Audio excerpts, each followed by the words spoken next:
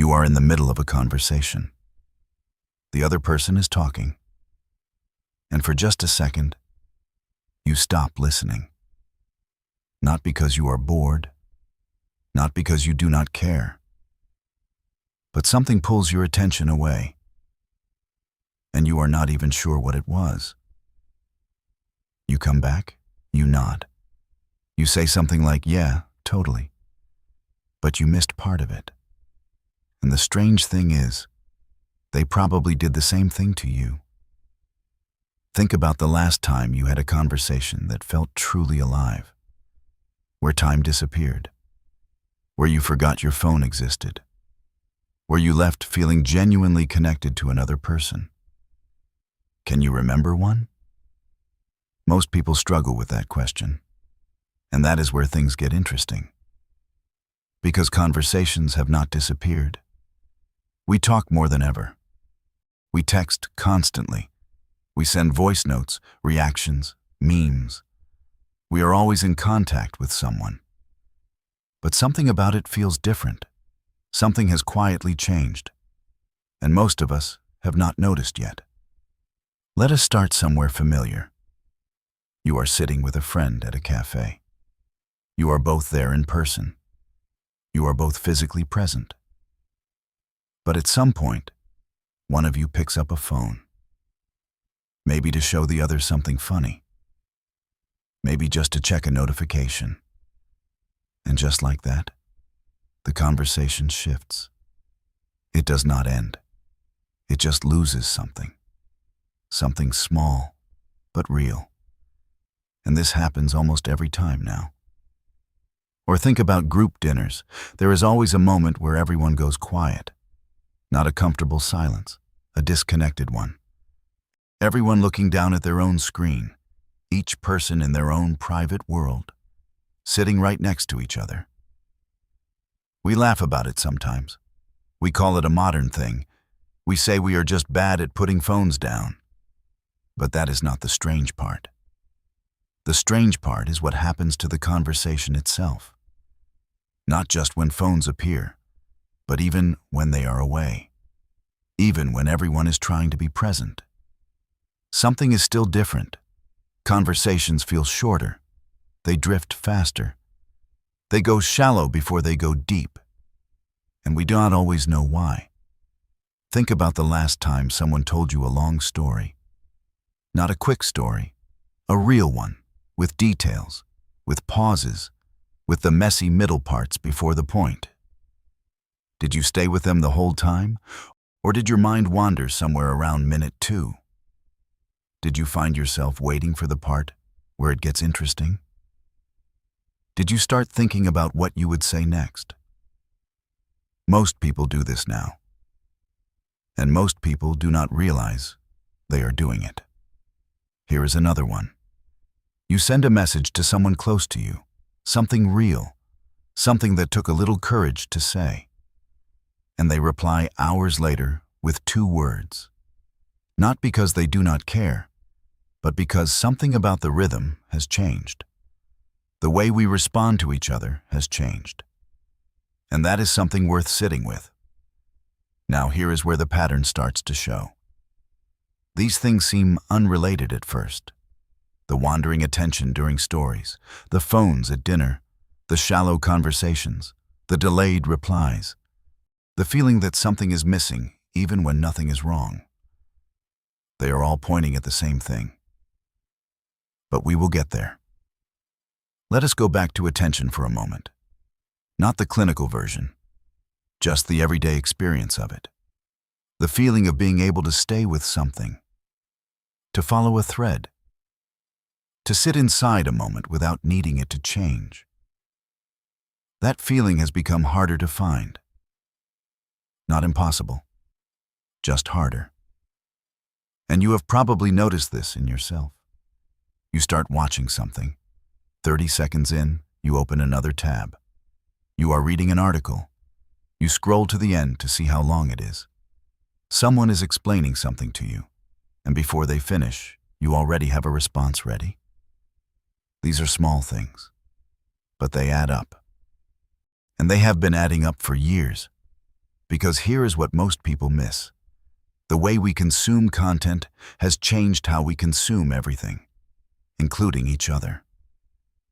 We have trained ourselves, slowly and without realizing it, to expect things to move fast. To expect a point within the first few seconds. To leave if it does not hold our attention immediately.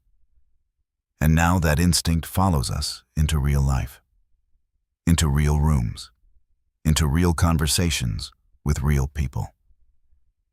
Think about how a conversation used to work. Not 100 years ago, just 15 years ago. You called someone or you sat with them, and there was no other option. The conversation was the whole experience. You were inside it completely. Now, a conversation is one of 30 things happening at once. It is happening next to notifications, next to feeds refreshing, next to the awareness that somewhere something else is happening, something you might be missing. And this is where things get interesting, because this is not just about distraction. Distraction is old. People have always been distracted. But what we are living through is something different, something more structural. There is a design to how our phones work. Behind every app, every feed, every notification, there is a system built to capture attention. Not your attention for a moment. Your attention for as long as possible. Every scroll, every like, every autoplay video is the result of thousands of decisions made by engineers and designers. Decisions optimized for one thing, to keep you looking. And this system is very good at its job. The average person checks their phone over 100 times a day, not because they need to, but because the phone has learned what makes them look. It knows what makes you feel rewarded. It knows the exact moment to send a notification. It knows how to make the next piece of content feel just slightly more interesting than stopping. And over time, the brain adapts to this. It starts expecting that pace everywhere. Researchers call this the attention economy. The idea that your attention is a resource, and that resource is being competed for constantly, not just by apps, but by everything designed to hold your gaze. But here is the part that affects conversations most. When your attention is trained to move fast, it becomes hard to slow down on purpose, even when you want to, even when you are trying. Think about what a conversation actually asks of you. It asks you to stay in one place, to follow something that does not have an algorithm behind it, to tolerate silence, to wait, to listen without knowing where it is going, to be inside the unknown middle of someone else's thought. These are things a feed never asks of you. A feed moves at your pace. A conversation moves at its own. And we have started to find that uncomfortable, not consciously, not as a choice, but as a reflex, a trained reflex. And here is what that does to people over time. Conversations start to feel like work, not in a dramatic way, just slightly effortful, slightly slower than what the brain has gotten used to. So we compensate. We keep conversations lighter. We stick to topics that move fast. We joke when things go deep. We change the subject when silence arrives. We reach for the phone when there is nothing happening for a few seconds. And slowly, without any single moment where it all changed, the average conversation gets shallower. Not because we have nothing to say, but because we have lost some of the tolerance for depth, for the slow parts, for the parts that do not arrive quickly. And that is worth sitting with for a moment. Because conversations are not just information exchange. They are how humans know each other, really know each other. The slow conversation, the one that goes nowhere for a while. The one where someone says something and then pauses and then says something else. Where the real thing does not arrive until 20 minutes in. That kind of conversation is becoming rare, and we feel it. We feel it in the way connections seem thinner now. We feel it in the way friendships can exist for years without ever going deep. We feel it in the strange loneliness of being constantly surrounded by people. There is a word researchers use sometimes: ambient loneliness. The kind that does not arrive in dramatic moments. It just sits quietly in the background of a full life. You are not alone in a room. You are at a dinner table. You are in a group chat. You have followers and contacts and people who know your name. And still something feels missing. That something is depth. And depth requires slow attention. Slow attention that we are getting worse at giving. Now think about what you do after most conversations end. You reach for your phone almost immediately, not for anything specific, just to fill the space, just to return to the pace you are used to. And the phone is always ready to receive you. It does not ask anything of you. It just gives and gives at exactly the speed you want. The contrast makes conversation feel even harder by comparison. Not bad, just harder, just slower, just more demanding. And over time, we lean toward what is easier. This is just how brains work. But here is the quiet thing underneath all of this. Most people do not want shallow conversations. When you ask people what they miss most about connection, they do not say they miss texting more. They say they miss being truly heard. They miss conversations that stayed with them afterward. They miss moments where they felt genuinely understood. We want depth. We just keep doing things that make depth harder. And maybe the most honest version of this is simple. We have built an environment that rewards short attention. And we are living in that environment every hour of every day.